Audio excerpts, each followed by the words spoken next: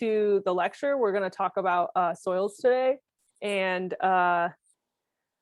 basically just understanding why soil is important to maintenance. That's kind of the class in the nutshell today, and we'll mostly be talking about soil texture and how that relates to water infiltration, and then maybe a couple kind of soil-based issues that we might see or that native plants might deal with, and then talking about basically mulch and how to use it with plants, because that's kind of the main amendment you would use with native plants. We don't really use fertilizers and stuff.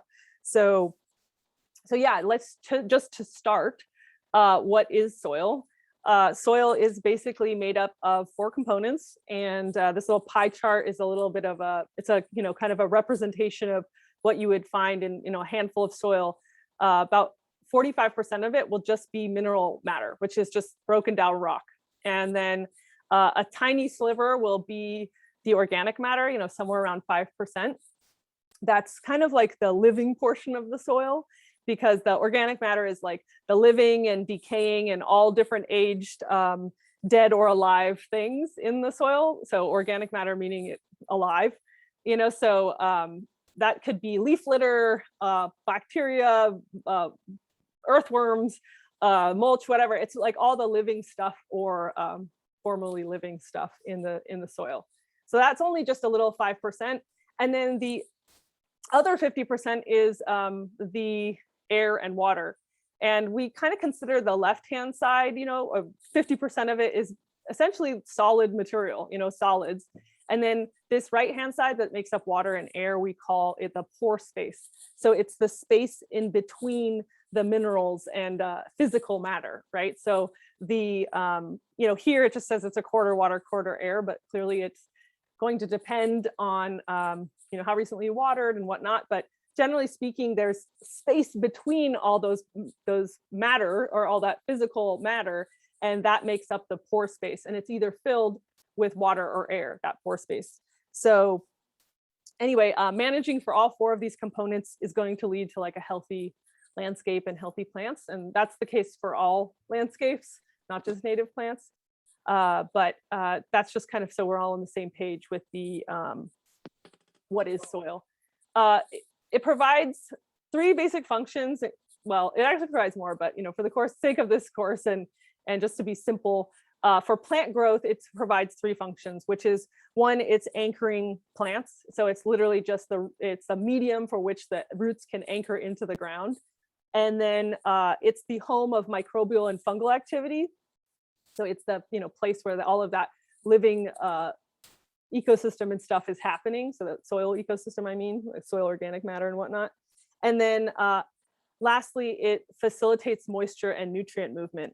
And really the last 2, the microbial and fungal activity and the facilitation and the movement of nutrients and water are very connected. They very much work together to make things happen. And we'll get into it a little bit, but mostly we're talking about this third one, which is just the movement of moisture and nutrients through soil.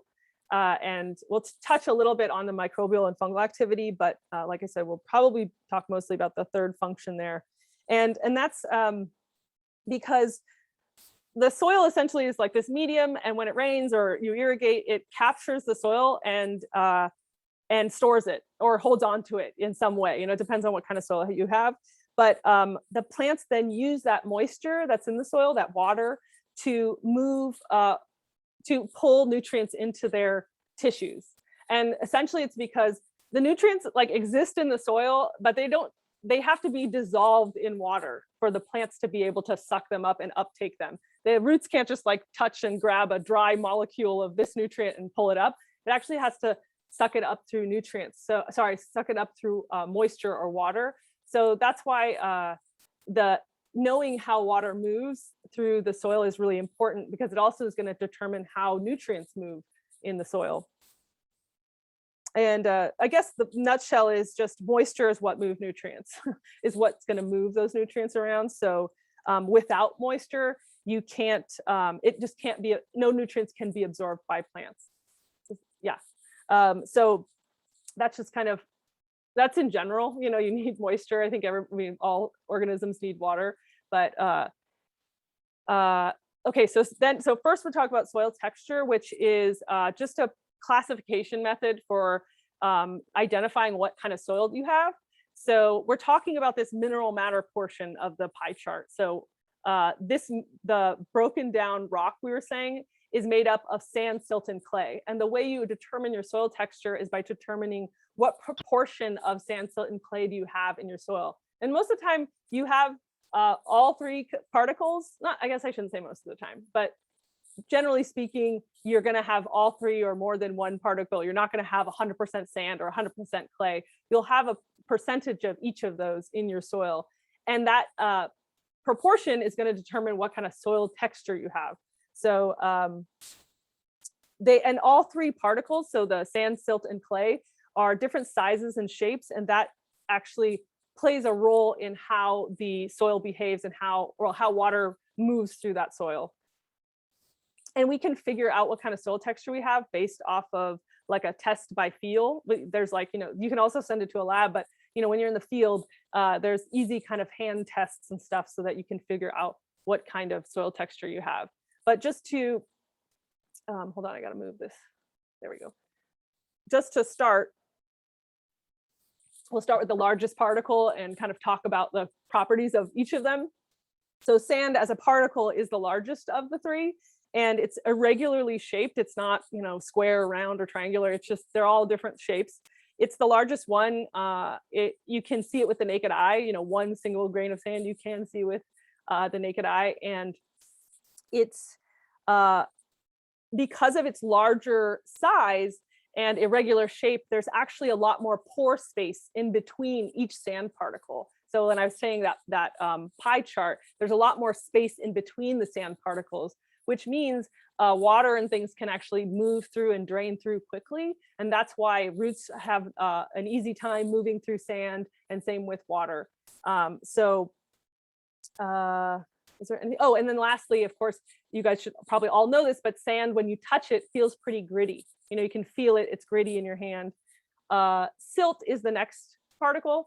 It's the kind of, it's smaller than sand. It's more round and spherical in shape, just like its shape is pretty circular. And it's something that you would need like a microscope to see a single particle. It's smaller than sand.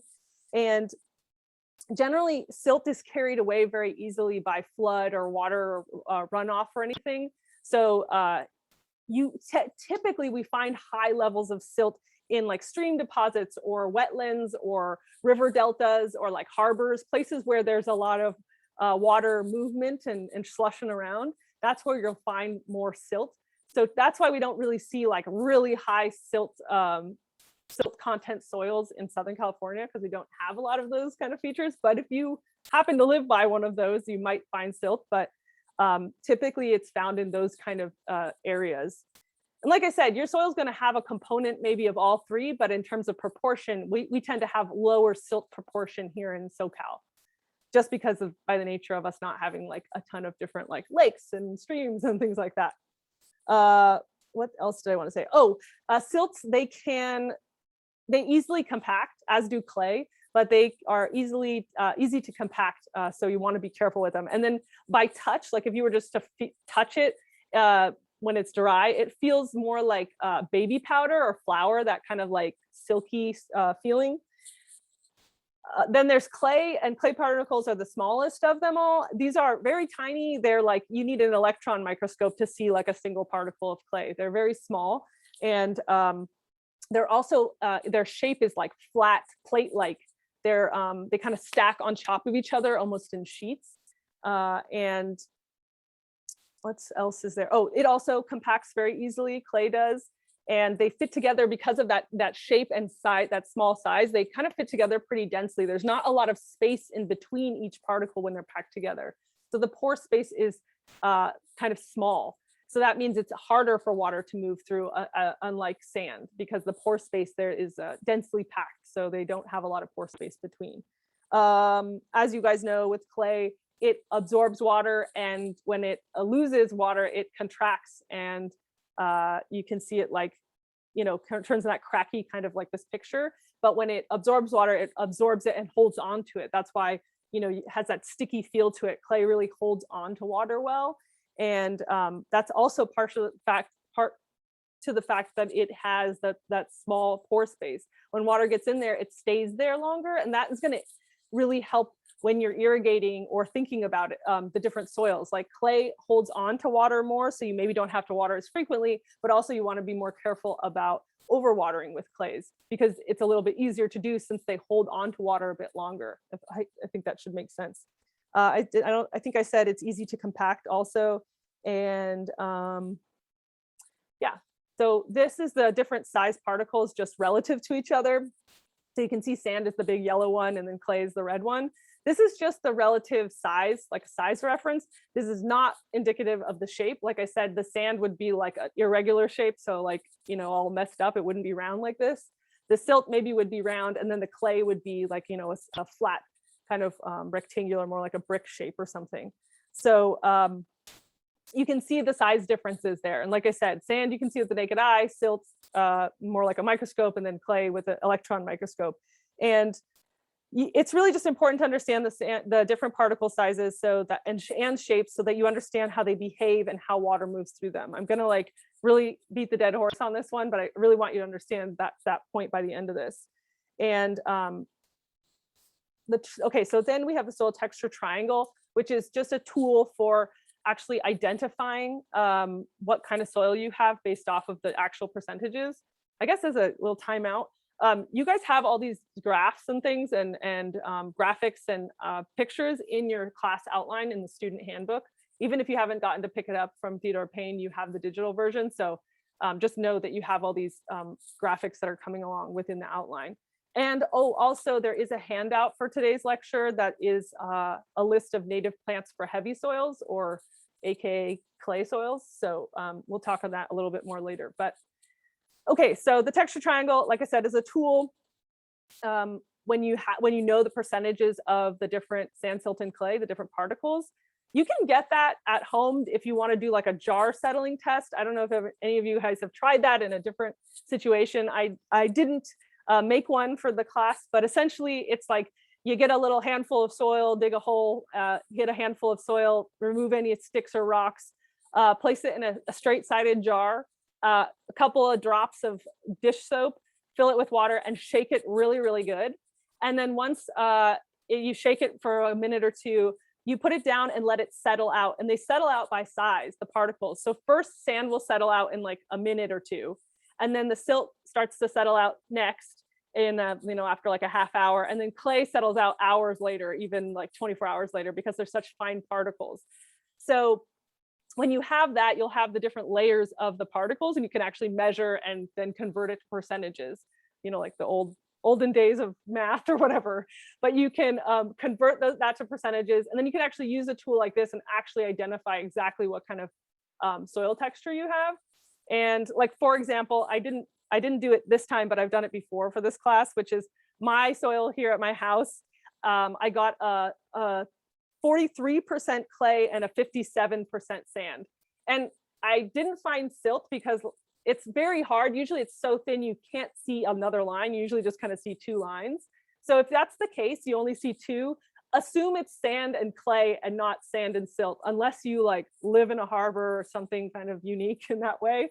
But like I said, it's typically sand and clay. And you should be able to kind of tell the different stratifications, like, the different lines. So anyway, that being said, if mine was 43% clay, I kind of follow this along. You can see the numbers orient with the line. And like this would be 45% here clay. So I'd be somewhere in this zone, 43% clay. And then I do the sand down here is on this axis, and it's 57. So it's like, here's 55, 60. So I'd be somewhere in here, go up to this 43. And so my soil would fall in this sandy clay category. So there I have a sandy clay. So, you don't have to necessarily have exactly what your soil is, but you want to know, generally speaking, like where does it lean? Because you can see in this triangle alone, the clay plays a really dominant role in terms of like, as a characteristic.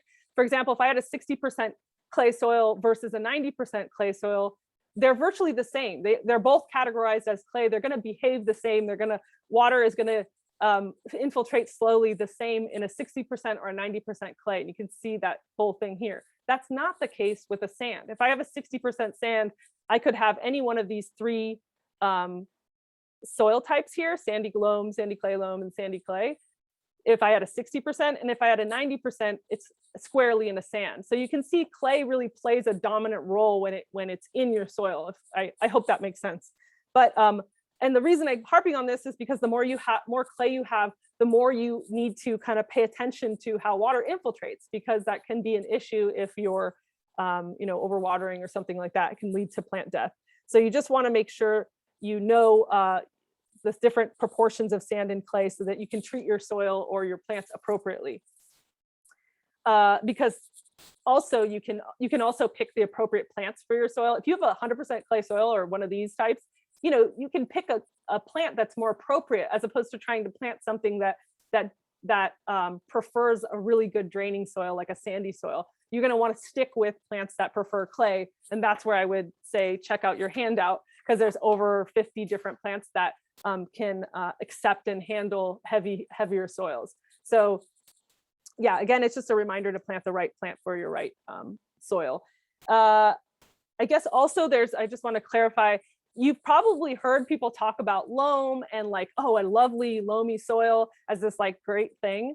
And it is in situations like for vegetables or agriculture, or even more kind of conventional ornamental gardening, like exotic plants are involved.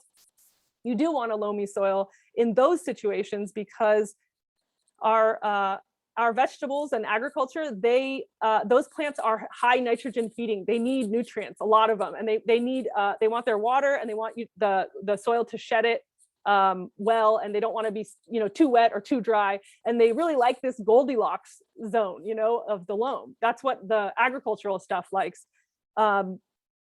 But native plants are different, and we've talked about they're adapted to their locales, and we don't need a perfect loam to have successful native plant gardens, because they are adapted to all sorts of soils, and they have thousands of years in these different types of soils, not just a loam.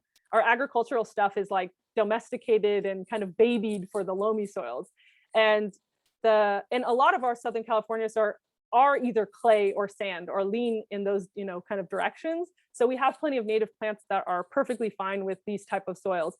And also just they are adapted to very low levels of nutrients and low fertility soils. So we don't need to look for these nice loamy soils and prepare our soils appropriately for native plants. It's kind of unnecessary. So anything else I wanted to say about that? I think that was it. Yeah, where can we get that handout? Your hand the handout or this texture triangle? The handout that you said that we were going to get. Oh, the handout is in your student handbook. So at the beginning of the class, there is a link to it. You can go to Theodore Payne and pick up your actual handbook, a physical copy, but there's a link to your student handbook in PDF version. So you just go to the class outline for this one, which would be class 3, and you can see it's like lesson 3, and it has native plants for heavy soils. So it's in your student handbook, and there is a link in the original email you got for the class. Oh, okay. Did you say that there was like a handout with a list of plants for each soil type? This is actually a handout for heavy soils. So this would be a handout for just the clay soils. Okay, and that's like in the book too? That's in the student handbook, yeah. So there's handouts for all of the classes that we have, and they're all, I think all of them, almost all of them, and they're all within the student handbook. So that link, if you don't have the physical copy, it's just a PDF, and you just go through and scroll through, and you'll see the handout. Oh, page 37, I think, on the book, if you have the book. Say that again, Noi? It's a little quiet. Page 37, if you have the book. Thank you. Great. So page 37, if you have the handbook. Okay, thanks. I see it now. Okay, and then I'm going to keep going. You can't change your soil texture. It's not worth it. Don't try.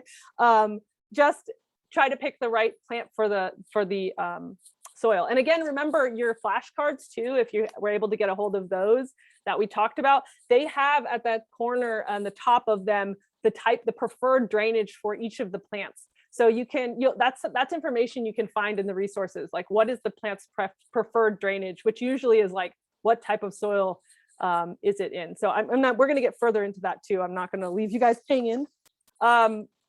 This slide is frustrating. I know it's a lot of words, just ignore it more or less.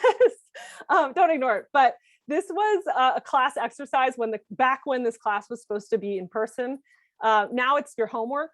And it's basically, you're going to be estimating the soil texture by feel. And we call this the ribbon test, but I want to encourage you to remember it more as the ball and ribbon test, because it's both the forming it as a ball and a ribbon. I'm going to walk you through it here. And I will show you the handout, and there's a video. So if you don't understand at the very end, then let me know, because it will be your homework. But essentially, you get a handful of soil. You're going to add some water to it slowly and kind of work it out like a dough or something, and make sure you get out all the lumps and clumps and whatever, and just keep adding water until it's like the consistency of like a cookie dough. You want it to be like a dough consistency, not too wet and like muddy, and not too dry. You want it to be like a doughy material. And once it's that consistency, then you're going to squeeze the soil into a ball in your hand, and you're going to open your hand and see if it keeps that form. We call that a cast. So if it holds the form and it holds the cast, that means it stays in the ball.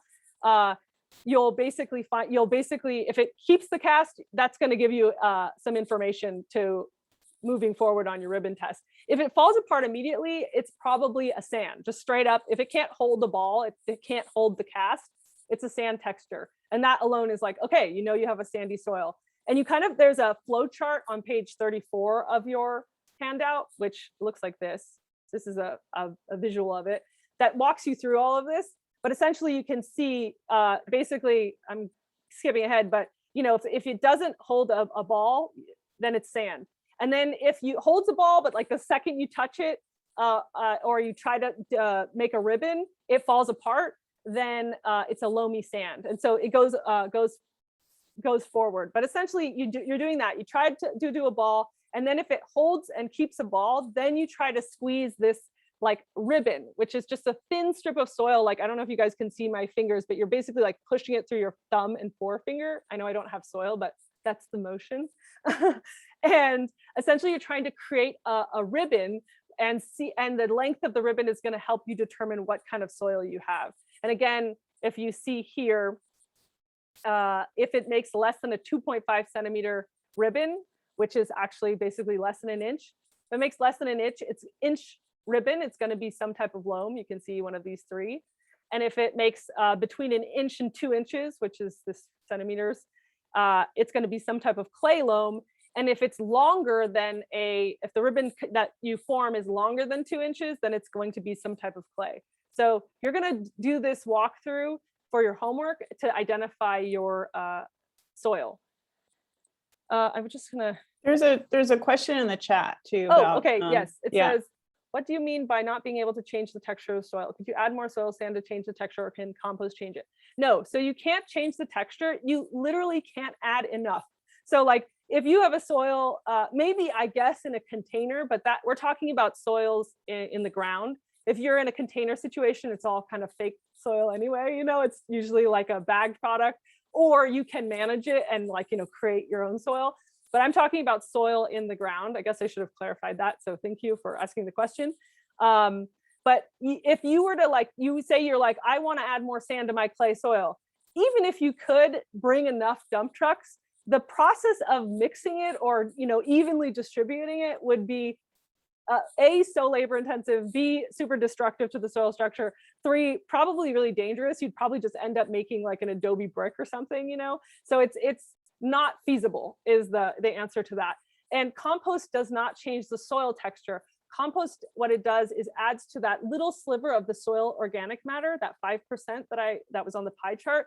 That's where compost comes into play. And I'll talk a little bit more about that little sliver. But compost is not going to change the mineral matter, which is the broken down rock that exists in the ground. Does that answer your question, Anna? Yeah, thank you. I was thinking about also like sometimes people plant certain things like daikon radish to break up soil. Yes. Does that Is No. that possible too? That is possible, and I have a slide later about breaking up compacted soil. But yes, we can do things to break up soil, but just we can't change the actual texture. That's like the main thing right now. But I will get to breaking up the soil if that is a problem you have. Okay, thank you. And I wanted to add, I was at Home Depot today and I bought native soil. I don't know if you've seen this. It's No. like marketed for native plant gardeners. Oh. I think it's a new thing. I bought it. I don't know. I haven't opened the bag yet, but I was just wondering if you know Is about it- it, what you think about it. I'm not familiar with that. I am familiar with like native soils that, for example, you can, are even they'll sometimes sell mulches that are better for native plants, they say.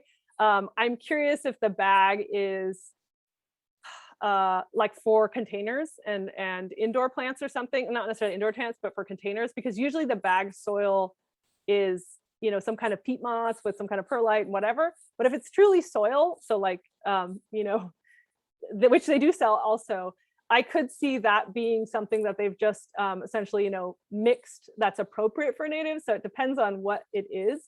But I would imagine it's just low fertility.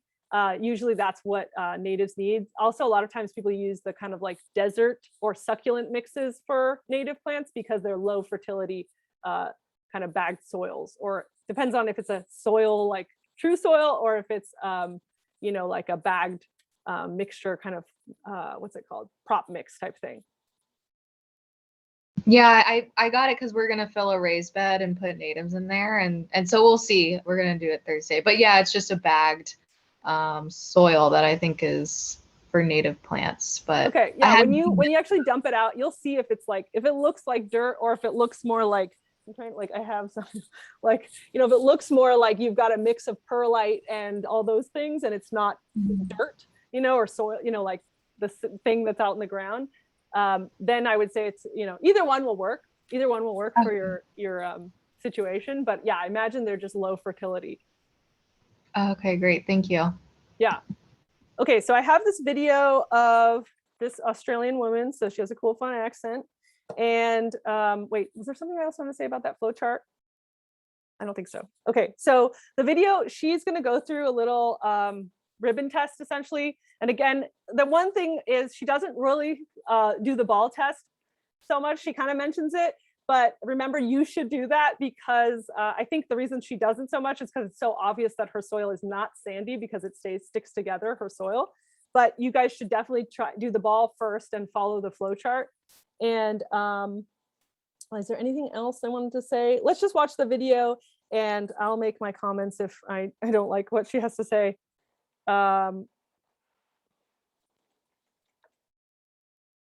Soil texture is basically the composition of the soil in relation to sand, silt and clay, with sand being the coarsest fraction and clay being the finest.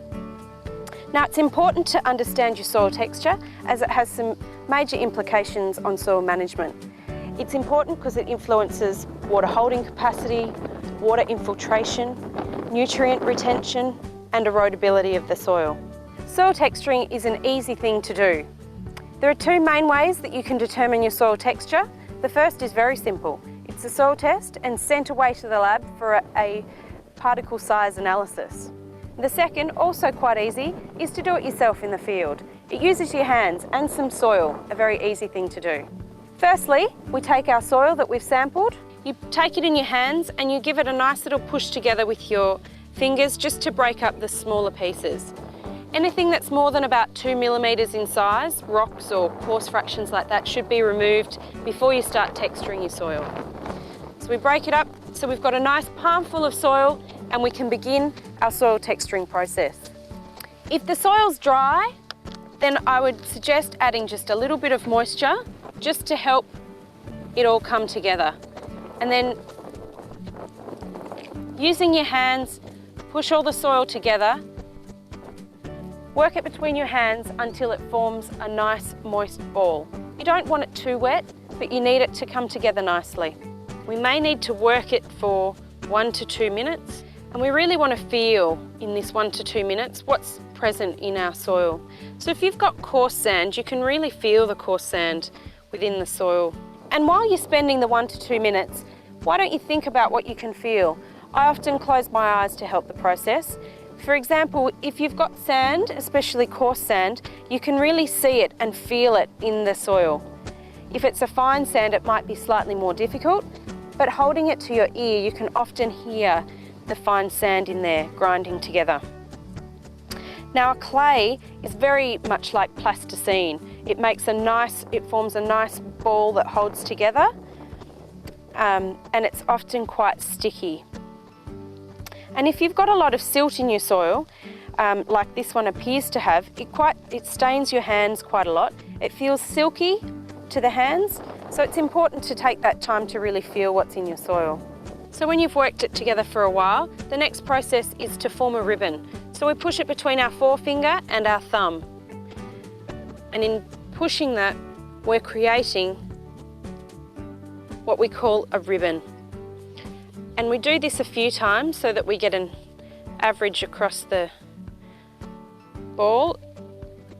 And I'll probably get about 3 out of this one. We push that through, and it looks like in the surface soil we're getting little ribbons of about 1 to 2, maybe 3 centimetres maximum. Then you can use a ribboning chart to assess what type of soil type you have. So you should be able to now determine what the water holding capacity is likely to be in your soil, the best plants that are suited for your soil, and any potential issues that you may have going forward in your production system. Okay, so that's kind of what you're going to be doing in terms of the ribbon test. Like I said, you guys want to make sure you do the ball test because we do have sandy soils here in SoCal. And like she said, you know, use all your senses, because at the last part of the flow chart, you really have to feel like, is it gritty? Is it smooth? To be able to like identify specifically what type of soil you have. So like, and like she said, even listening for like the grittiness or the grindiness of sand. So, and then also how she mentioned, if you have a truly silty soil, it's going to really stain your hands. And it's not staining your hands because it's muddy, it's staining it because it's silty. And silty soils are going to have that to them. And I'm just mentioning it because sometimes we kind of mislabel silty soils because they're in the middle. Like we think they're like, oh, it's like a loam or something. But true silt is going to stain your hands quite a bit, even when it's dry. It actually kind of stains your hands with the silt. And then if you look at I wonder if I can go back. This might start the video all over again, guys, but okay. But you can see on the flow chart, she said it was like 2 to 3 centimeters long, the what's it called, the ribbons. So hers falls into this category, the 2.5 to 5 centimeters long. So hers is one of these. And we didn't hear what she said, but you would use this. This is what you would do is, and I'm assuming hers is probably silty clay loam just because we saw all the staining on her hands. But that's what you would, that's what she would have to determine there. And that's what you guys will do for your homework. So there we go. Okay. So that will be the first part of your homework. And just as like back to this kind of the soil pore space and how that affects infiltration. So infiltration is the rate at which water moves through your soil. So how does it move, quickly or slowly through your soil? So you water it, and does water stay on the top, or does it actually infiltrate quickly? And the higher the rate, the more quickly, and the lower the rate, the more slowly it moves through your soil. So that's very much related to the type of particle size that you have, or the particle you have. So if it's sandy or clayey, it's gonna, the sandier soils are gonna have, again, those larger particles that are irregularly shaped, kind of depicted like this left-hand side. And the dark gray is the pore space between the particles. And you can see there's a lot more space between these particles than the other side. And basically, if we were to pour water over this, it's just going to move through very quickly. It's not, there's a lot of space for it to fill and move through. And that is because of the larger pore space. On the right-hand side, the clayier soil, which is this is supposed to be, but I have a caveat that I will explain. But just before I get to that, essentially, you can see the clayier soils, because of the soil texture, the pore space is smaller. they're a lot more densely packed together. So water would have a slower time getting through this, navigating these tight little spaces. And that's what is supposed to be kind of the difference. That's how infiltration is linked to soil texture. My caveat is, so the soil texture, I'm going to try to show you guys in my video. This, I think, is a little bit confusing to actually how the particles lay. So clay particles are flat, you know, kind of like sheets. And so they like would really more like lay like this, you know, like several, I'm putting just like a bunch of catalogs. They would lay like this on the ground. And so the water, if it fell, would actually have to kind of move laterally and move through these densely packed spaces. And so you can see it's the problem I have with this picture on the right is it's not like this. They're not laying like that. They're laying this way. And it gives you the wrong impression that they're like all jumbled together. And part of them being flat is that they lay like books on top of each other, or they lay like plates on top of each other, like sheets. So I just wanted to clarify, because I think it's actually easier to understand when you see it right. In fact, you guys, actually on that same handout that we were mentioning, there is a picture of clay particles under electron microscope, and you can see it's very much like sheets the way it lays together. So it's very densely packed. So anyway, that's going to affect the infiltration. The more densely packedness of it means the water can't just like easily flow through like it can with the sand. And this is kind of a similar point being made with this graphic, but essentially you can see this larger pore space on the left, which would be a sandy soil. Again, is going to allow for the water to move through very easily, and it's just going to flow and move through with gravity. It's just going to go down because it can, because there's enough space for it to just like whoop, go through. And you can also see it moves more quickly. So in 15 minutes, it's going to be probably a foot down already in a fully sandy soil. And you know, in a day, it's almost 6 feet down. I mean, this is just an example. Not all sandy clays are like sandy soils are exactly this timing, but generically. And then the oops, sorry guys, I just lost my, there we go. The smaller pore space here on the right would be more of a clay soil. And like I was saying, because they lay like in sheets, the water, when it moves, actually kind of has to move laterally before it can go down. So it actually waters, the water moves more like via capillary action, so moving laterally. And you can see this stain that's kind of depicting the water moving laterally and slower to the sides than it is down. So you can see, like, similarly the depth. So we have this 2 feet, and that takes 4 hours, which was not the case with the sand. You can see the sand very quickly is draining all the way down, whereas the clay soil is going to take a while. And even after 2 days, it's going to like barely get to that 6 feet. So it's much slower to move, and that's because the infiltration rate is lower and slower in a clayier soil. And that should make sense based off of the kind of the way the particles are, the shape and the size of the particles. This is also going to really help you or inform you when you're irrigating. So if you kind of think of this as like where the emitter would be if you had a drip irrigation system, you could potentially, with sandy soils, put the emitters closer together. Say if you want to water a whole area evenly, you have to put them closer together because the water just goes down. So it's only watering like this little spot. And so you might have to place the emitters more close together than you would with this clay soil. You can see this waters pretty well, at least a couple, whatever this a distance is, it waters it pretty well that wide. So you might start the next emitter wider out with a clay soil, if that makes sense. Because if you're putting them all close together, the same as the sandy soil, you might risk overwatering a zone and having runoff or water not infiltrating. And similarly, because it moves downward, it moves quickly with the sandy soil, you might water less, you'll water more frequently with the sandy soil because the water drains really easily. Whereas a clay soil, you might not water as frequently because obviously it stays in the ground up to like 48 hours even. So you don't have to water as frequently when you have a clay soil. And it takes longer to dry out a clay or soil. And that should make sense. The second kind of part of your homework is to do this percolation test or infiltration test. This is a real kind of like quick and dirty test. This is not, this is just not a super precise test, but it's to give us an idea. And that's all you really need with planting natives. We don't need a really precise number or rate or anything like that.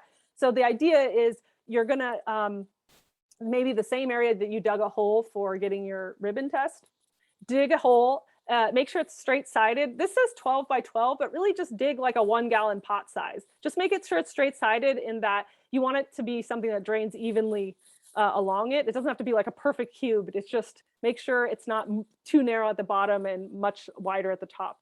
So dig a hole, fill it with water, and then just let it drain. So let it infiltrate or percolate. And you're going to check it every 30 minutes until it fully drains, not like until there's an inch of water left, until it's fully drained and there's no water left in it. And this is going to help you determine the infiltration rate. Is it fast, medium, or slow? That's all I really want you guys to tell me. Is it fast? Is it medium or slow? And yes, that's kind of tied to the soil type, but not always. So, but again, this is just kind of like a general, easy, rough and dirty test to just like get something to cross-reference with your ribbon test, if that makes sense.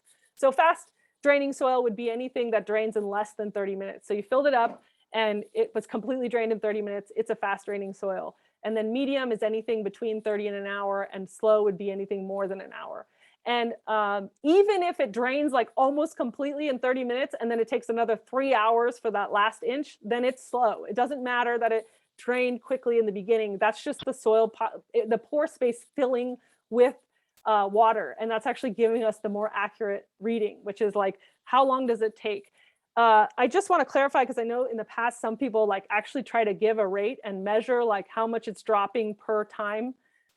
Don't do that. I don't need that. We don't need that for this case. This is just for native plants. This isn't, this is just to find out if it's fast or medium or slow. This isn't to find out like an exact rate or anything like that. And it's just unnecessary. But, and it, like I said, but typically fast draining soils are sandier, but we want to see if they match up, if your results from both of your little tests, if they match up or not, because sometimes they don't. Sometimes you have fast draining soil and then you do the ribbon test and it's clay. You know, so it's not always across the board exactly. So that's the point of these. And I'm going to see if there's anything else. Medium soils. The medium soil says loamy soil, but it's not always the case. Again, you could have a medium draining soil that's, you know, a clay loam or a whatever.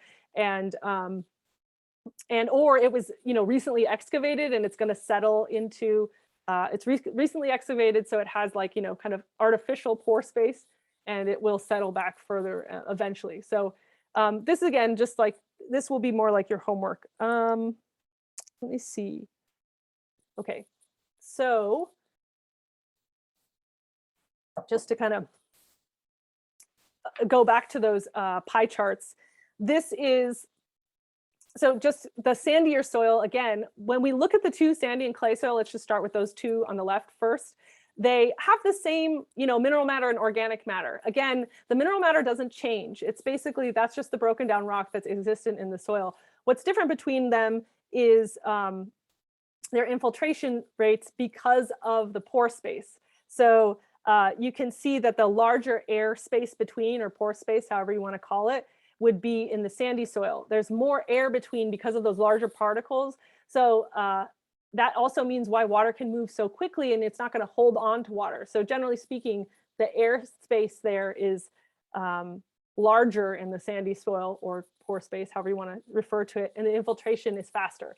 And then not the other way around with the clay soil. So the pore space, because they're so densely packed, is smaller. There's less air space between, so the water fills that space, and that makes sense because clay soils hold on to water for a longer period of time. This last situation is something that we see, which is compacted soils. And this is when you actually have more solid material, so more mineral matter in, you can see the pie chart. It's not just 50% anymore. It's almost like, you know, 3/4 of the pie or of the soil is literally the mineral matter. And that's because the soil structure has been destroyed. And so it's been like literally smushed together so that there's more mineral matter smushed together. Soil structure is basically like the aggregates of soil particles in different sizes and shapes. You know, it's like an arrangement of, that's how the soil kind of sticks together and is, I guess like the best way to put it is like, it's like a piece of cake. You know, your soil is like that crumb structure is a nice fluffy piece of cake. But if I were to like smash that piece of cake and make it like a little flat piece, I destroyed the soil structure.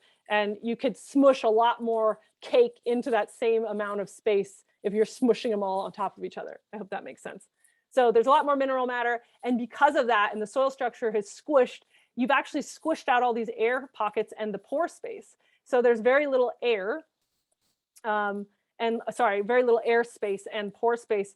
And so the water actually doesn't really infiltrate very well. So it doesn't, sometimes these compacted soils have very poor infiltration rates because of that. They literally, there's not space for the water to move through. So they kind of act hydrophobic, we say, which means like, you know, repelling the water.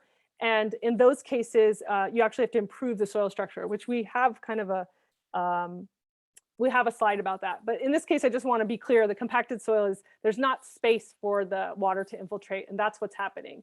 And yes, I think that's about it. Water holding capacity. I'm gonna speed through so we can get to the break. Water holding capacity is just a term that we'll use with the irrigation, but also it's called field capacity. It's just the amount of water the soil can hold. And it should make sense that the clay soils can hold more water. And again, this has to do with their pore space. And then the sandy soils hold less water because it drains so easily. They're not holding on to water.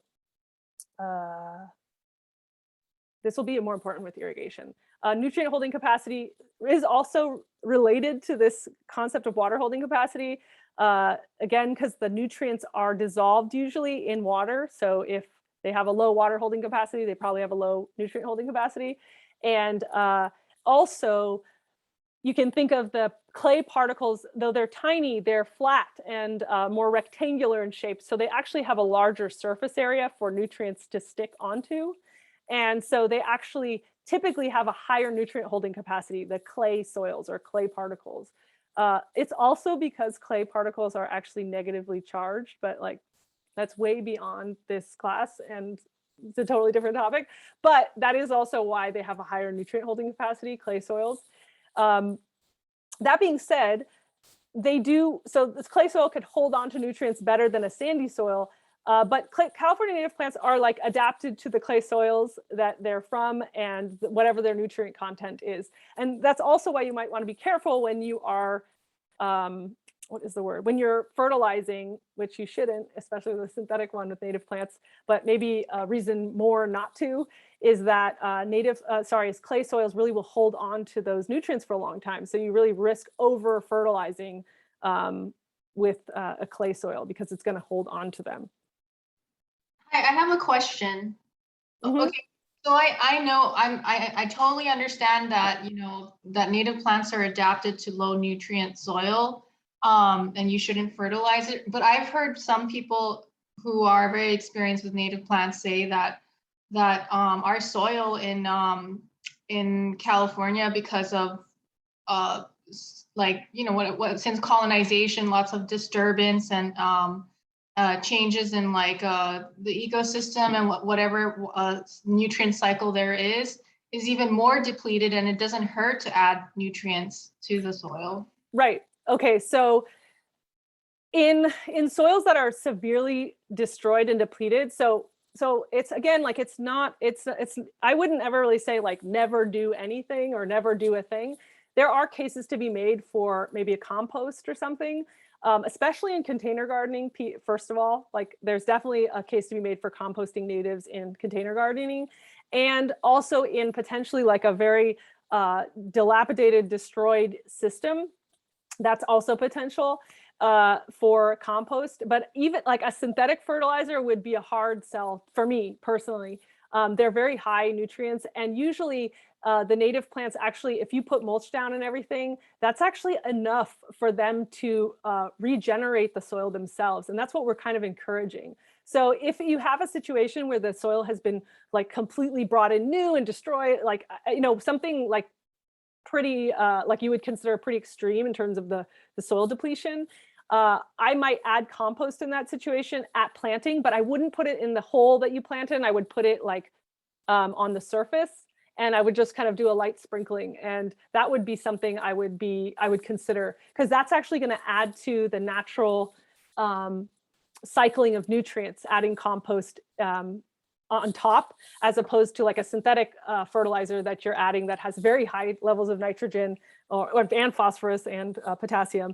And those are kind of creating conditions that are not so natural, if that makes sense. Yeah, Oh, go ahead. I also have a slide about that a little bit later, and we can dig into it a bit more.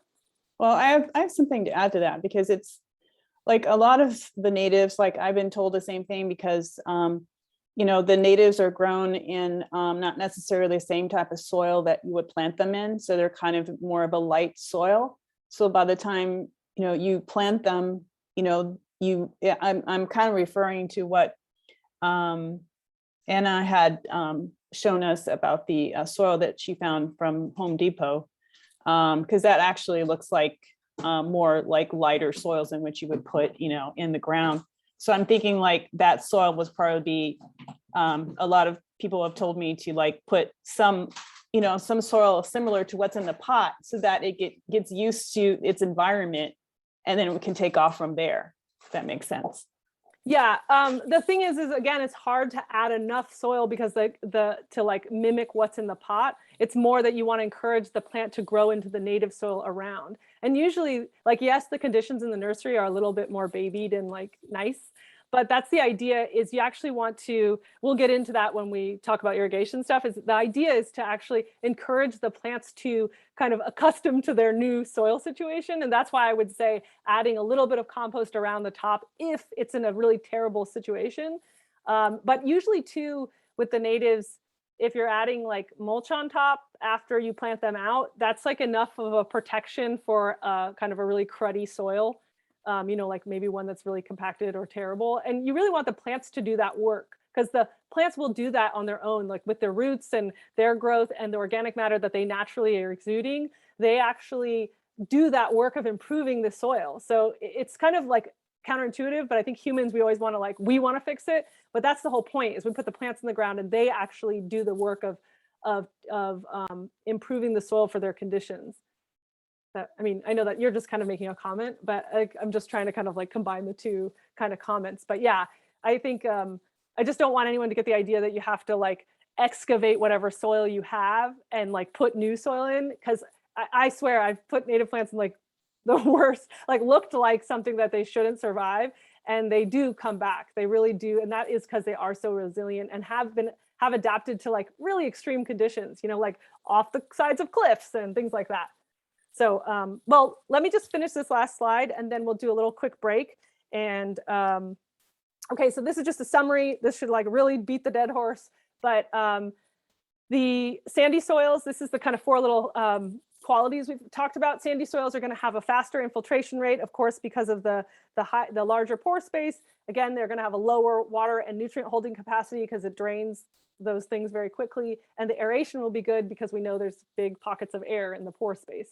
And on the other side, clay will be slower draining because of the smaller,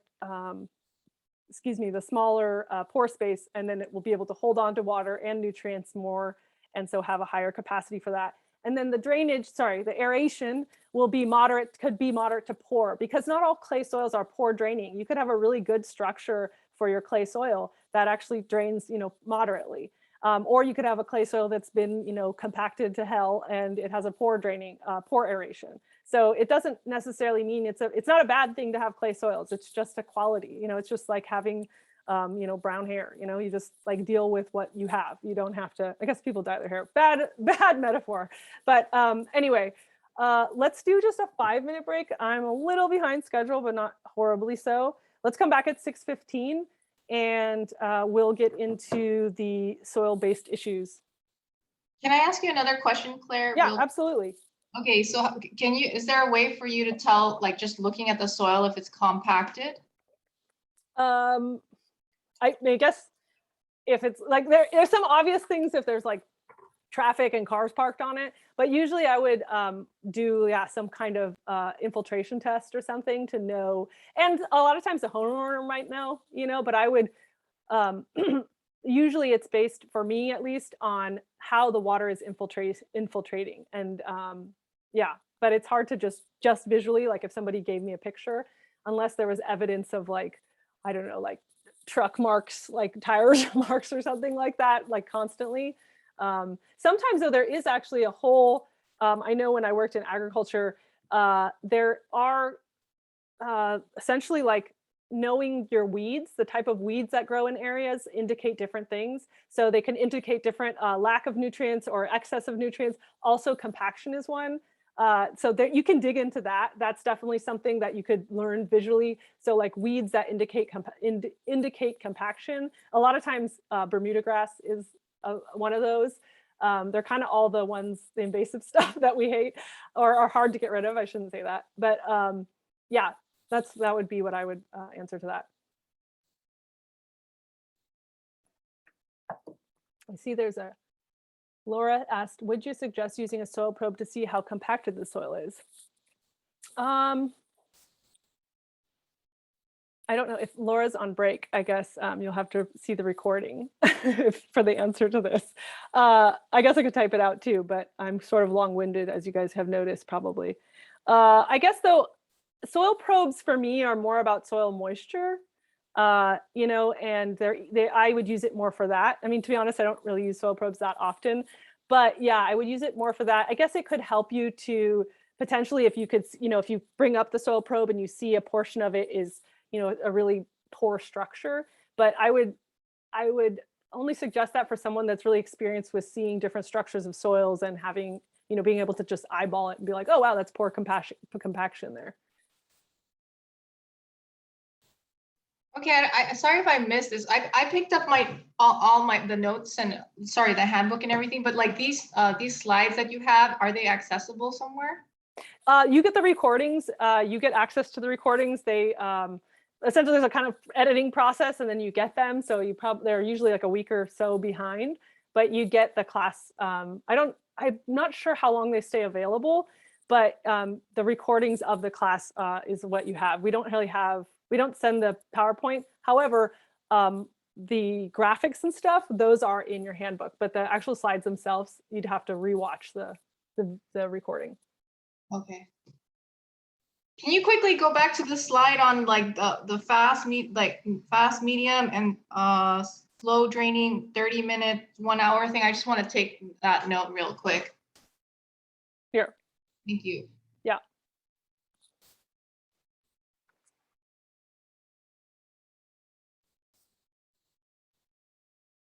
There is well, I won't get into it. I'm just gonna keep my mouth shut.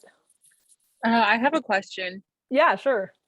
Since some of these plants take a while to like fully take root, and you're saying the clay soil is kind of in layers, is there anything we need to consider for like erosion with some of these slower growing plants in different kinds of soils where we might have to factor that in? So you mean in the case of like maybe a plant being smaller and there being a lot of exposed soil around it before it gets up to size? Yeah, exactly. Yeah.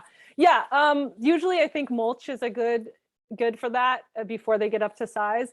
There are some native plants, like if erosion is a big issue and you have a slope or something, there are plants that are better for that. There's some, I think I mentioned a couple in the plant ID class, things that are great for erosion. A lot of grasses are really good for erosion. So you could plant those guys if you're really worried about it. Otherwise, if it's a flat, kind of more or less flat landscape, usually some type of mulch on top, especially the wooded mulch, kind of holds the soil in place and like the plants kind of take it up. But it's true that in the first year or two, if you have erosion issues, you'll probably see them then, if that makes sense. Yeah, thank you. Okay, it's 6:15, so I really wish this class was longer because I love talking about soil, but I guess powers that be don't agree with me. So I would have made this like 3 classes, but I probably just like hearing myself talk. So let's get into soil-based kind of issues. So these are things that might arise because in our soil or because of our soil type potentially. So soil infiltration is not an issue per se on its own, on its own, but slow infiltration can be obviously a problem if you're like overwatering, or if you have the wrong plants for that soil type. So maybe you have a clay soil, but it wasn't planted with that in mind. So that can spell kind of disaster because you might be overwatering a plant that doesn't want to have that much water. So in that case, I would highly recommend if you have a very clayey soil and you're having problems with infiltration, or at least slow infiltration, is using that handout, picking plants from that. So these are plants that are adapted to clay soils. I should say though, as a I guess warning, is though they are like these plants in this handout are adapted to clay soils and they work in them well, that doesn't mean that they're not sensitive to overwatering. Again, with the double negative, sorry guys. But basically they're still sensitive to overwatering, even if they are good for clays, if that, that should make sense. So it doesn't, just because a plant is on this native plants list for heavy soils, doesn't mean give you that like, foolproof, I can just water the hell out of it. None of them are really going to like that. It's just that they are adapted to the clay soils. So in that case, I would say you should pick an appropriate plant and use your list. If I think, let's see. Oh, yeah, that's right. So your list is like over 50. I just wanted to add a couple that I had on my own list that aren't on that one that I think are great additions to it, which would be Abutilon palmeri. That's Indian mallow. It's got those yellow flowers. It's really gorgeous. It's a desert native. That one is also good that you can add to your native plants for heavy soils. Berberis nevinii, which is Nevin's barberry, another yellow kind of flowered evergreen plant. San Diego sedge, which is Carex spissa, that's on there. Erigeron glaucus, which the Wayne Roderick variety, which is also on the easy native plants list, does well in clay soils. And also, yeah, white sage, so Salvia apiana, and hummingbird sage, Salvia spathaceae, both of those do pretty well in clay soil also. And again, doesn't mean you can overwater them, just means that they do well in clay soils. And and also like Iris Douglasiana, the Douglas iris, and Tecate cypress, those two also does pretty well. Just as kind of like a little question. So say I am a brand new, say I'm a new client, have a new client, and they're super pumped. They want to plant Fremonodendron californica, flannel bush, and they're like, I saw this at Theodore Payne, I cannot wait to plant it. They tell you they have clay soils and they have no experience with native plants. Would you recommend that plant for that person? So it's someone who has clay soil, they want to plant Fremonodendron californica flannel bush in their native garden and they're new to native plants. Is that a yes or no on recommending it? You guys can shout it out or put it in the chat.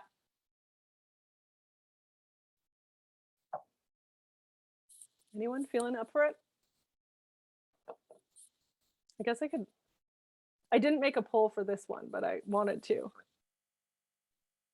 I would not. John, why would you not? Because they are very sensitive to overwater. I've had about a 50% success rate with those.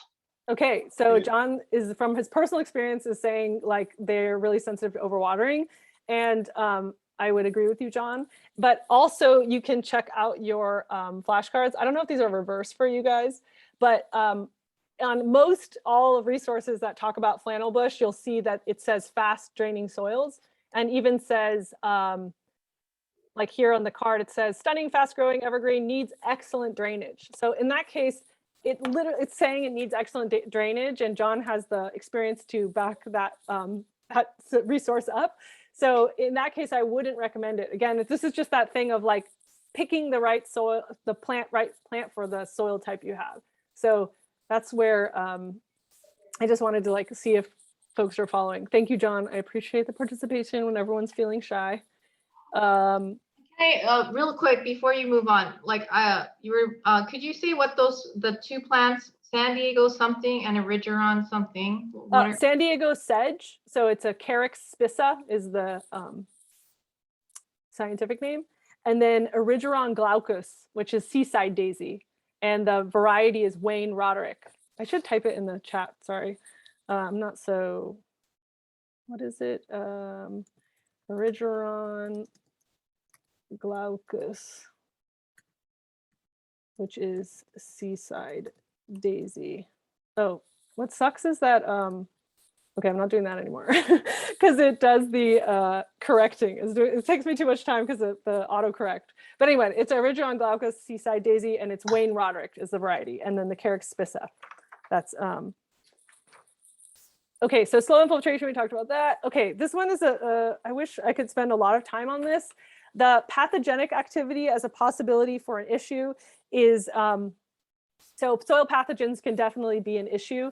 These are just microorganisms either that cause plant disease, and they can either be a spore or a cell or fungal hyphae or whatever, and it's invading the plant by way of the soil. So yes, pathogens can be an issue, but pathogens exist naturally in the soil. It's like they are part of this ecosystem. So you see this thing on the right is the soil food web, and this is kind of the ecosystem in the soil. And that's that little sliver on the pie chart, the 5%, that's the soil organic matter. That part, that's the living portion of the soil. Everything else is kind of inert, more or less. I mean, I don't want to, I hate, like the hippie side of me doesn't like using those words, but yes, this is like the living portion of the soil. And that soil organic matter, which is everything from your mulch to like plant litter, debris and whatnot, but also the roots in the soil that actually create metabolites and exudates and all sorts of things.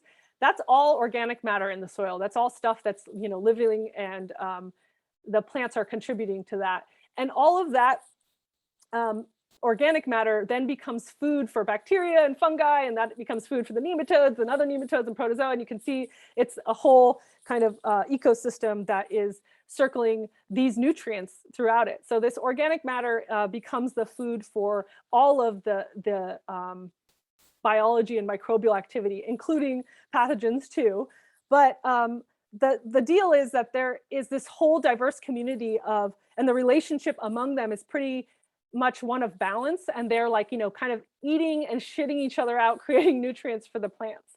So the plants can take those nutrients up, and yes, maybe there's a pathogen, but it basically is usually kept in check by some other beneficial predator microorganism, something like that. And the idea is that you just don't want to create, you want to have this kind of nice, healthy condition healthy community of microorganisms. And when you create conditions where the pathogens, like where their population explodes or where they really thrive, that's when you have a problem.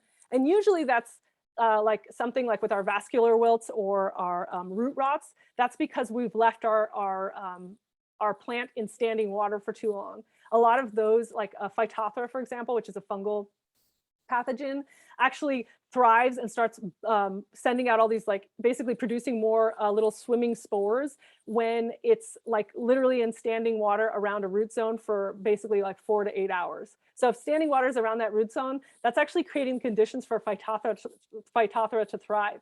But if you have Phytophthora in your soil and you're not like letting your plants have it sitting water, you're never giving it an opportunity to invade and destroy your plant.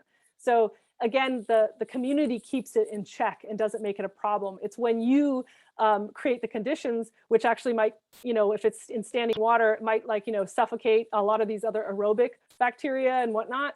So you actually remove some of the predators and make the situation for the pathogen like its, greatest day. So that is something you want to make sure that you're not contributing to with watering or yeah, so it's essentially just like a balance of the ecosystem.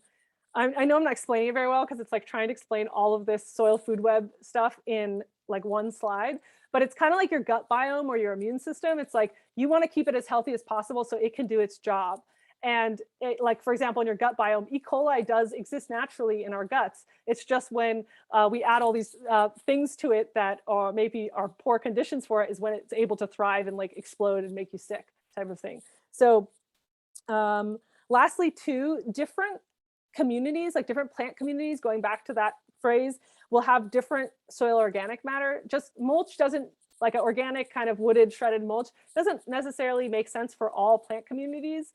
And you want to mimic where the plant is from, because something like, obviously like a forest, woodland and maybe you have oaks, a 6-inch layer of leaf litter is fine, and that's going to create, you know, a certain soil food web community, and that's going to feed the tree, like the oak that you want to take care of. But if you were to do the same, like put 6 inches of mulch, wooded mulch or leaf mulch on a desert native, you're creating potentially the wrong soil ecosystem for that plant community. So really, when you're deciding on mulches, it's about trying to mimic what the plant, about trying to mimic the plant community's mulch that plant is from. So it's kind of like you got to know all the things, pieces, but lastly, I just wanted to, there's a little note about tilling the soil. And when you break up the soil, you break up this community. You know, you literally physically bust it up. So you really don't want to be doing that often. Obviously in agricultural settings, that's what they do, but that isn't what you want to be doing with your native plant garden. You don't need to be digging it up regularly, and because you are destroying this community when you do that. And that's the idea, is this community feeding this community then is what creates the nutrients for the plants and feeds the plants. So another potential issue is salts. So salts can be,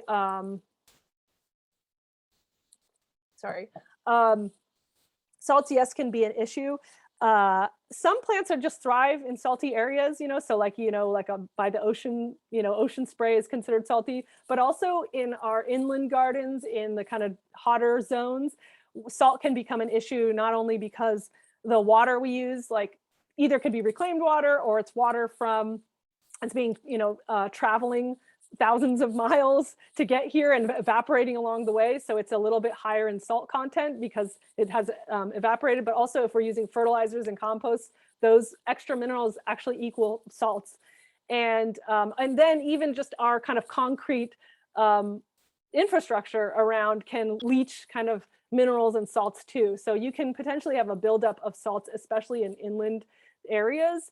And if you're watering shallowly, if you just water like little shallow waterings frequently, you're actually encouraging this evaporation to like leave the salt at the top of your soil, which is not good.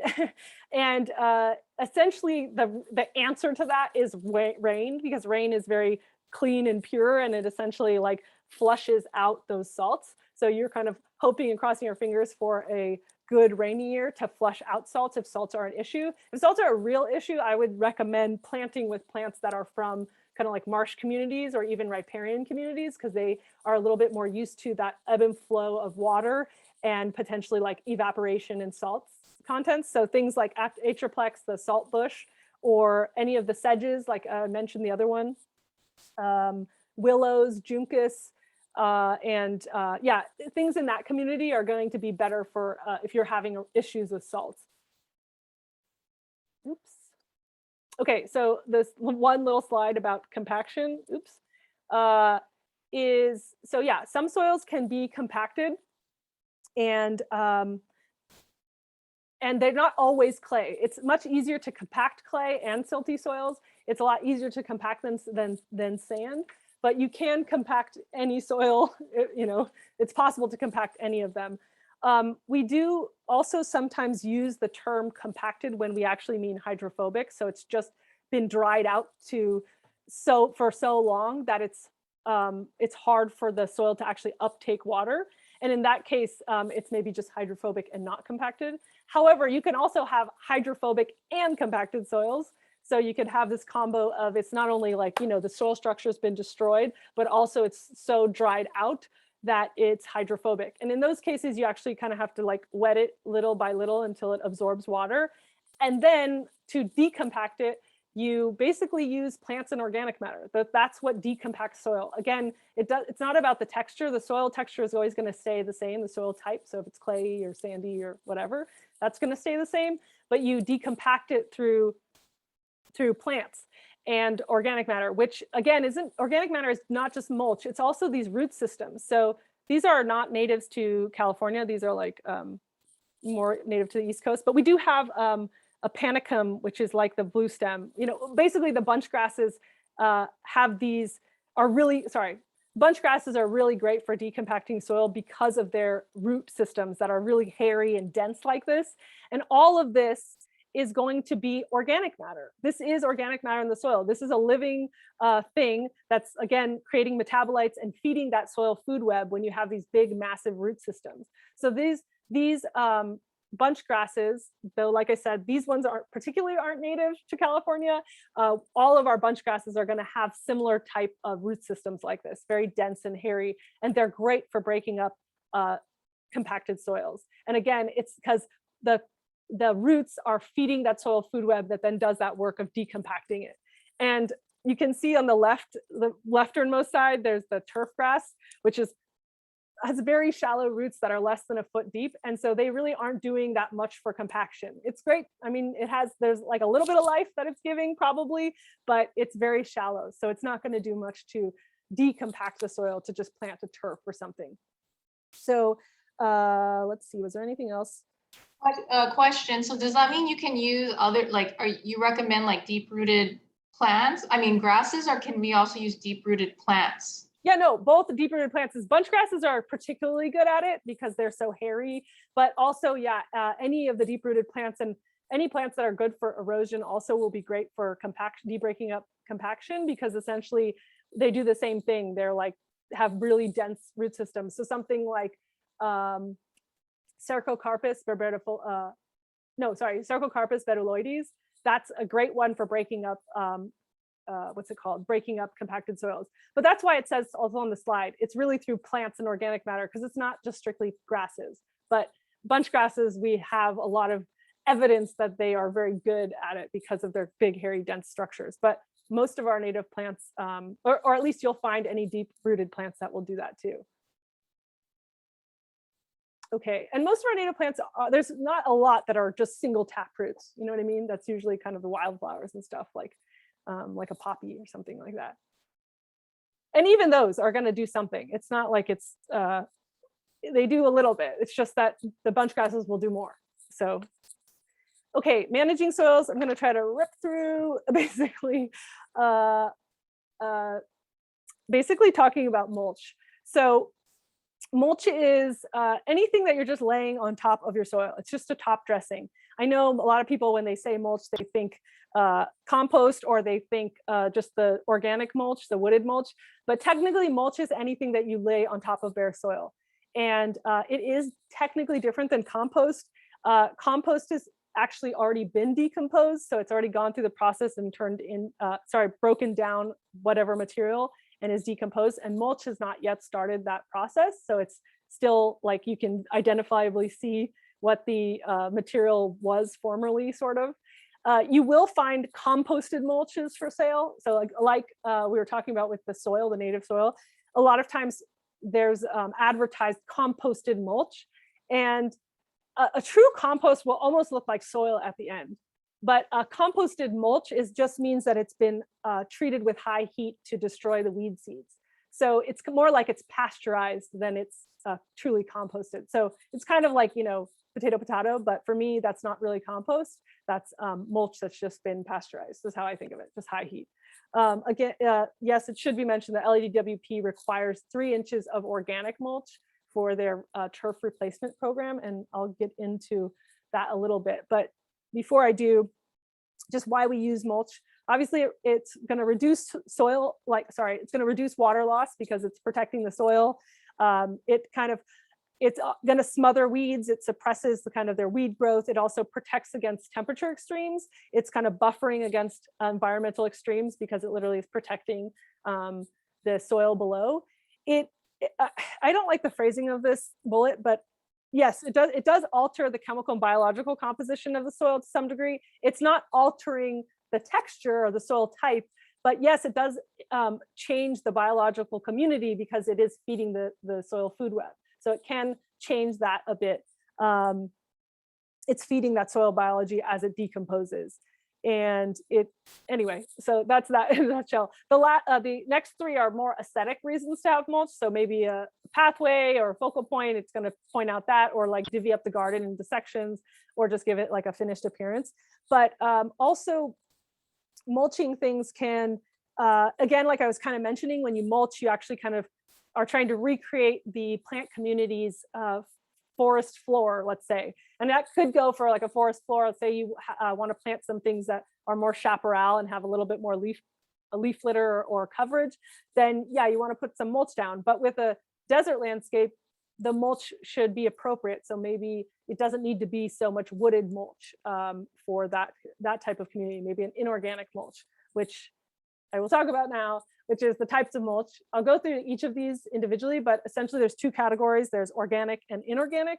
And organic mulch is referring to something that was at least formerly alive and will break down sometime in our lifetimes. Whereas inorganic mulch is not going to break down in our lifetime, you know? And these are some that we will go through. We have a slide for each of these. And yeah, they wanted to mention that gorilla hair is not recommended for fire prone areas because it is flammable.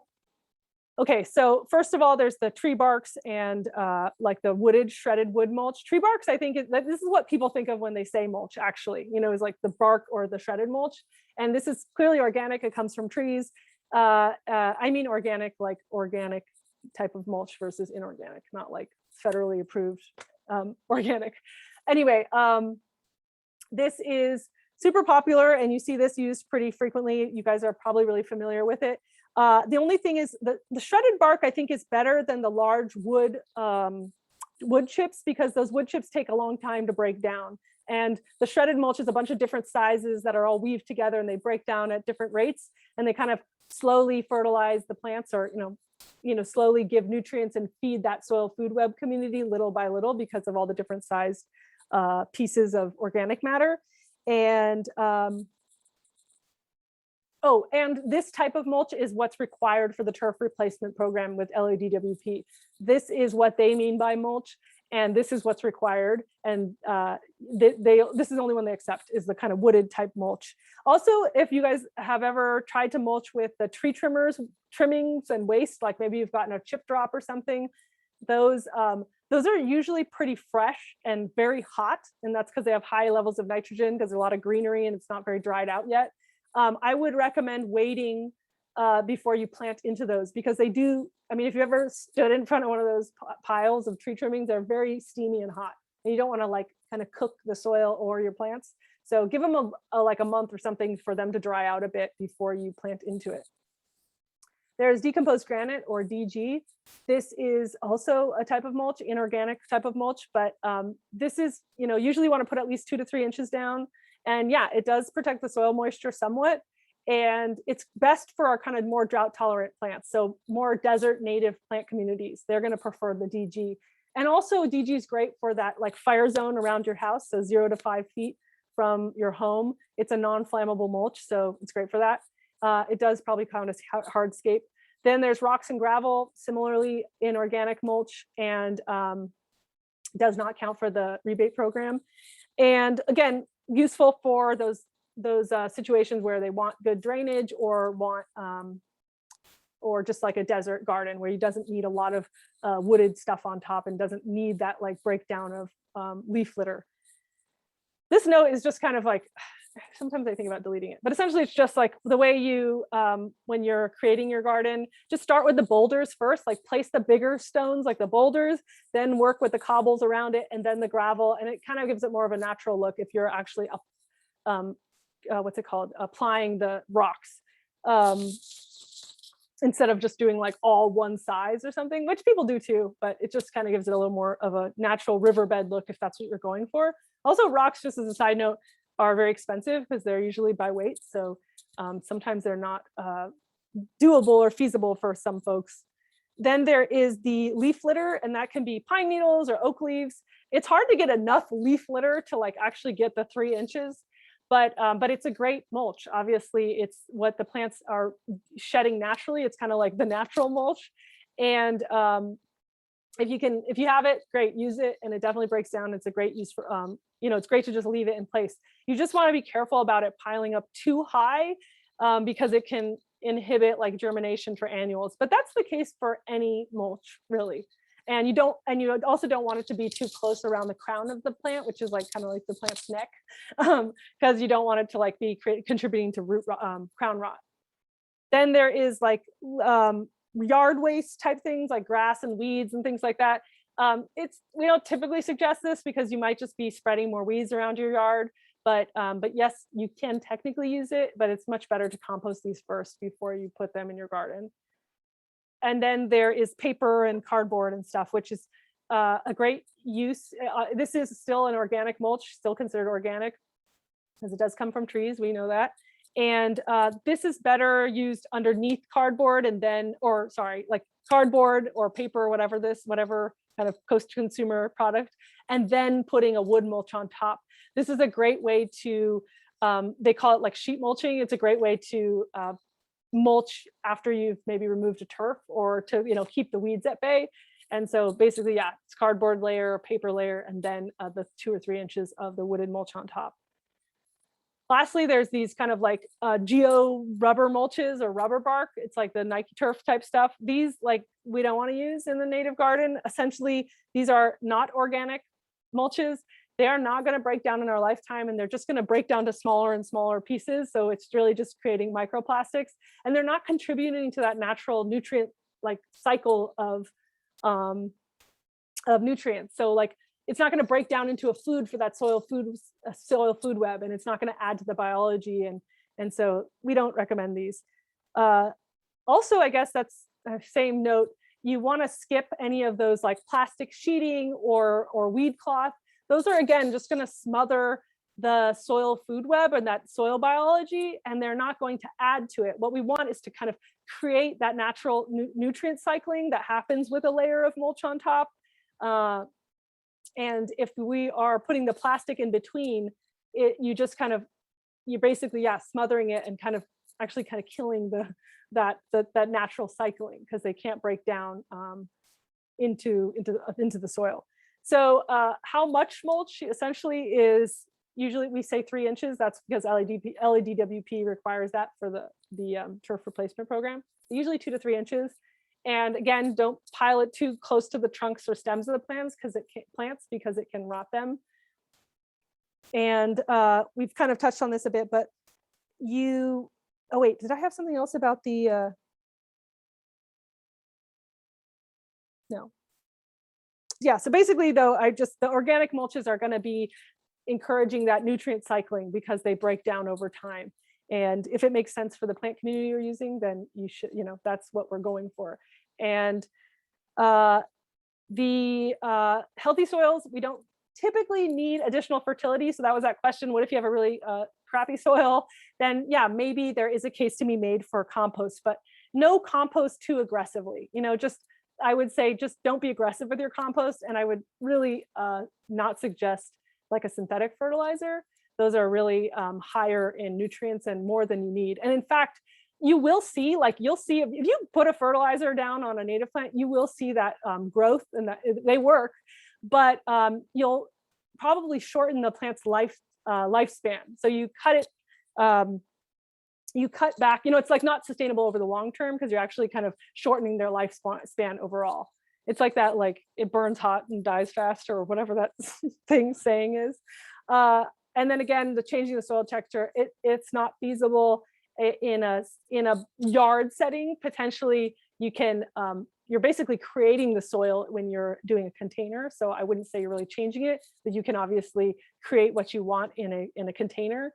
But typically, people are just putting in some bagged, already put together soil. So anyway, you can't change the soil texture. And when you dig the soil and you dig it in, you're just temporarily fluffing it up and maybe creating pore space, but it's just temporary, and it will settle back down to whatever its texture actually is. And again, it's about picking the appropriate plant for the spot. It's always about that.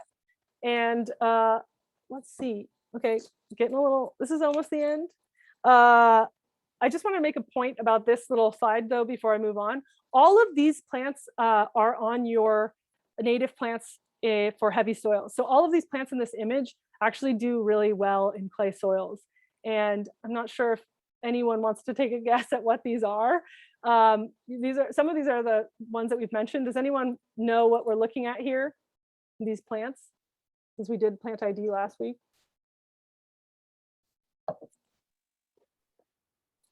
I mean, I see the Matuliha poppy, or maybe it's a prickly poppy. Yeah, that's a Matalia. It's the taller one. The prickly ones are pretty short. But yeah, Matalia poppy is actually good for clay soils. The purple in front look a lot like penstemon. I know it's kind of pixelated, but these are probably Margarita bop. They grow in this kind of bushy form, and they are good for clay soils. And even here, these longer kind of stems, these are, you might see the pink magenta flowers on them. That's Salvia stithaceae, also another one that handles clay soil. And then down the bottom here is the Erigeron glaucus, the seaside daisy. So you don't have to sacrifice like looks for your clay soil. It's not like, you know, it's not like a death sentence to have clay soil. People get freaked out about it, but it's really great. You know, you really have to water less and you just pick the right plants for it. So these are just the last couple of slides. I'm gonna just rip through them. These are just extras that you can do for a client. Some of these I feel like are hard sell, but you can do soil analysis, and that can be anything from, like, you know, the settling test or one of the tests we do for your homework, like the ribbon test, so that you can actually tell your client what kind of soil type they have. And but that could also be anything from those to like an actual lab test, because labs do test the particle size and they'll give you the actual percentage and the soil type. And Wallace Labs is a good one for Southern California. I don't really recommend soil tests like in a lab unless people are doing vegetable gardens and they're eating from the soil in their yard, because there can be toxic you know, heavy metals and things like that. So that's where it might be make a case. But for natives, it's a little bit harder. I guess if you were eating a lot of your native plants, maybe, but yeah, they also, though, like bunch grasses and things like that there's evidence that they actually absorb heavy metals. So if you're really worried about it, maybe plant some bunch grasses. But yeah, that's something. Then there's also this planned replacement program for mulch. You could actually offer this service. I typically, again, if you've already put mulch down, you shouldn't have to replace it regularly, but maybe someone has a yard where it just was too light of an application, they need it again, and you could just literally charge for like the fees, the material, the mulch, the delivery, and the labor to like spread it out. And I know in one of the earlier classes, someone was saying a bulk of their income was actually doing this, like going around to people's yards and just being like, hey, do you want me to apply 3 inches of mulch? You know, and people will be like, yeah, sure. And they just have the kind of quote for it, and it's easy. And then lastly, there's this best management practices for soil health. This is a really hard sell for your typical homeowner. I have done stuff like this for like more of a ranch scale setting, but essentially it's like testing the soil pre and post your best management practices. So you implementing, like applying mulch and not using fertilizers and removing the plastic sheeting below the you know, whatever. So it's essentially like you trying to show that over time, these type of practices actually improve the health of the soil. And there's ways to measure that, like you can show that the microbial activity is improved, or the compaction or the infiltration rates. You can do that with any of the tests that we kind of used in for your homework. And that might make sense for a client that really cared about that. But again, a typical homeowner, I think it would be hard sell. And this isn't something that you can do overnight. Like it's kind of like you have a relationship with this client that is going to be over time to show that things are actually improving. Okay, so lastly, we're almost done here. The homework is essentially what I said earlier, is the infiltration test and the ribbon test. So you're gonna take a shovel, dig a hole, estimate the texture by feel. So that's that ball ribbon test thing that is on page 34 of the student workbook. The flow chart will walk you through that texture by feel test. And then after that, you wanna fill the hole with water, let it drain, and determine if it's slow, medium, or fast draining. You know, and that is something you want to compare to your ribbon test results. So if you found, what kind of soil did you find from your flow chart, you know, from using the texture by feel? What kind of soil did you find? Is it a sandy clay loam, blah, blah, blah, what is it? And then what does your infiltration rate say about your soil? And do they match up? You know, because like I said, if you have a sandy soil and it's very fast draining, that work makes sense. But if you have a really slow draining soil, but it's sandy, like, you know, just seeing, I want you to compare and see if they work. Because that's kind of what these tests are, very kind of DIY. They're not going to be exact. So they help, that's the way you use them. You kind of have to cross-reference. And then I actually have emailed the photos, like empty and full, and your results to me. And hopefully we can go over it in like a breakout room next class if I make enough time. But that's it for this class. Friday we'll be talking about irrigation. It'll be the first part of irrigation. And also the end of this week. So Saturday will be the irrigation, the optional in-person workshop. So you guys can sign up for that. The first email that you received from Brenda that has the student workbook link, it also has 2 Eventbrite invitations and that you can sign up for the optional workshop this weekend, and then the optional one that's at the end of the class and sometime in December. So feel free to sign up for that. I will look at the chat real Claire, quick. Yes. if you did not pick up your the cards, could you get those on this weekend's? Ooh, you know, that's a great point. And I would email Brenda because she's probably the one that will be there. And if not, either way, you could give her advance notice and she could leave them with the teacher, because I won't be teaching that course. But yeah, definitely give her a heads up to leave some with whoever's teaching the course, the workshop on irrigation. Good Okay. point. I actually picked them up this weekend, and what happened was that Brenda just said in the email, I think it said that as long as there's hours where people were there, we can pick up the stuff. So, Okay. and I just went there and I went to the booth where there was plant sales, and they couldn't help me right away because they were helping customers, but as soon as they can go back to the house and get you the documents. So Cool. Okay. Mhm. Thank you, Lydia. Yeah, if anyone has any questions about the lecture, we have some extra time. I really though wanted to encourage you guys, if you're capable of going and you have the time, I really recommend the workshops in person. People really like them. And also they're going over topics that sometimes are like more confusing in PowerPoint than they are when you actually just do in person. So irrigation and the other one will be pruning. It's just so helpful to actually see these ones in person. So if you have the time and you can make it, I really, really recommend it because people really, really like them.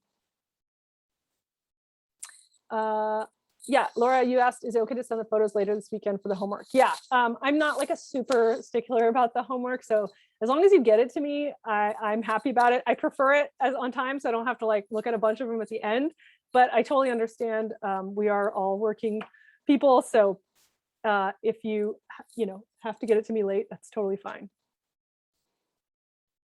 Any other last questions and stuff that you guys had or anything that wasn't clear? Yeah, I have one more question. Okay, I'll leave it up.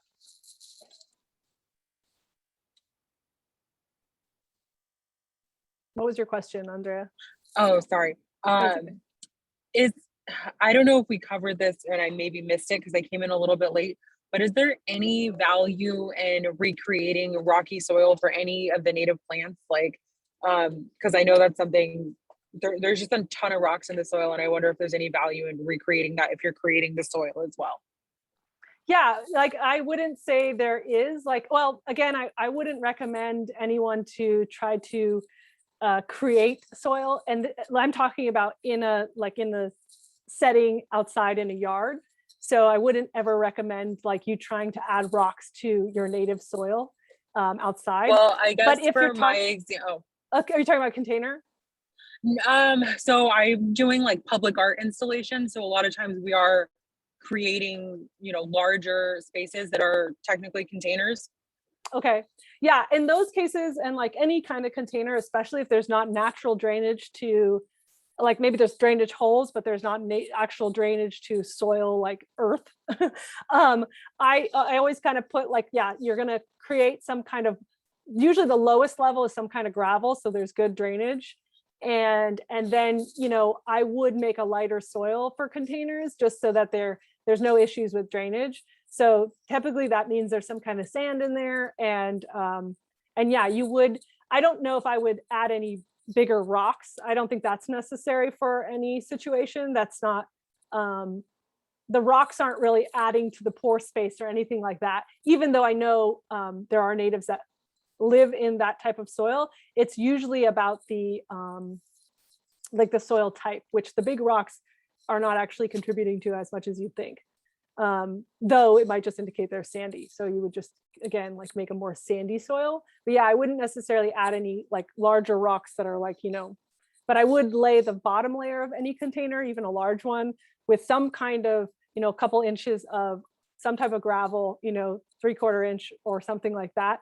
And you could maybe add your bigger rocks there, but that's the biggest size I would really go for. And that would be at the very bottom layer, so that there's always like drainage at the very bottom.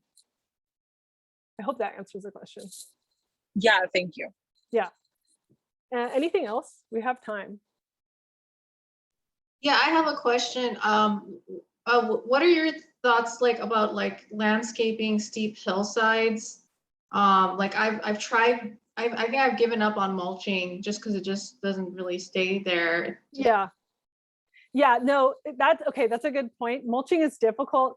As much as I don't recommend gorilla hair, sometimes I feel like gorilla hair is good because it like weaves together and kind of like stays put on a slope.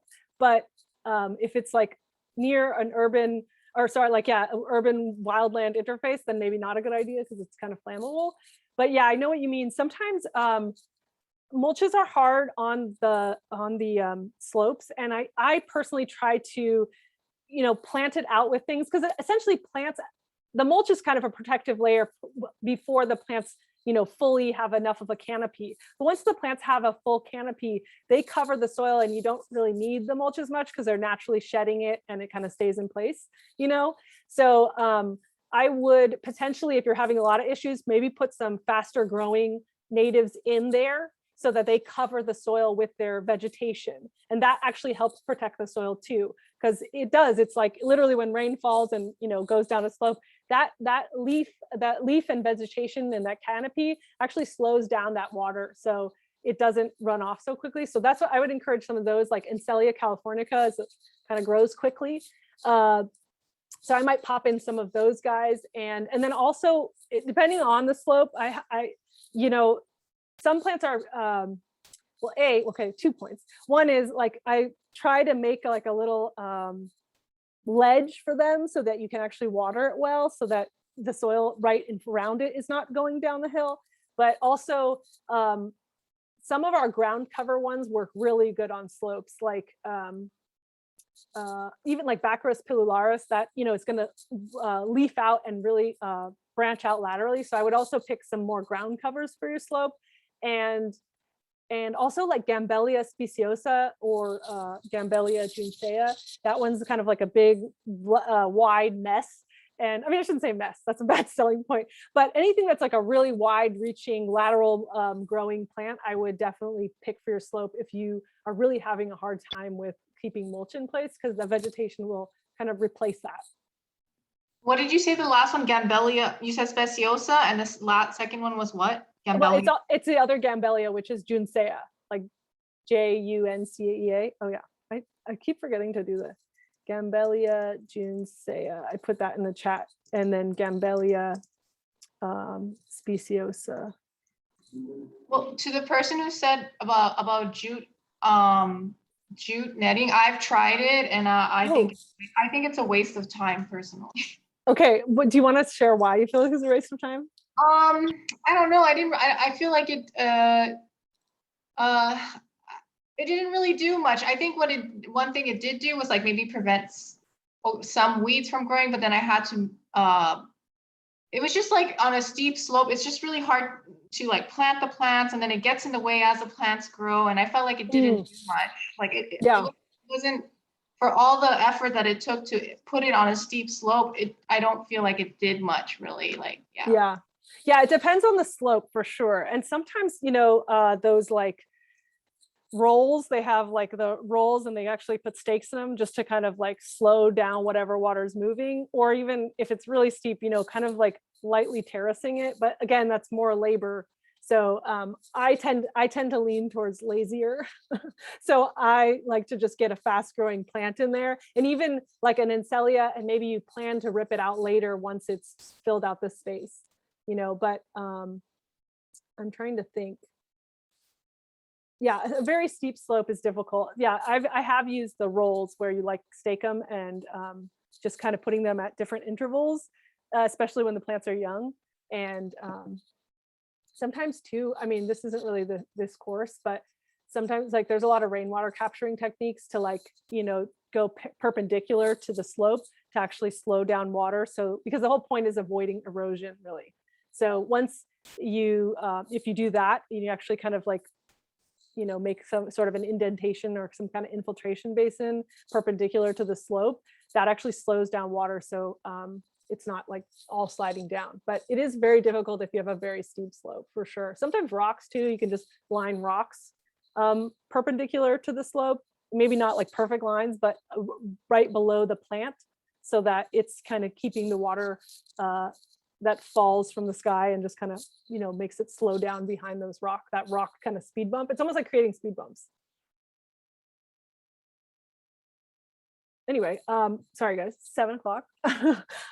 If you have any questions, you can email me. And next Friday, or this Friday, sorry, Friday, we'll talk about irrigation, part 1. So see you guys then.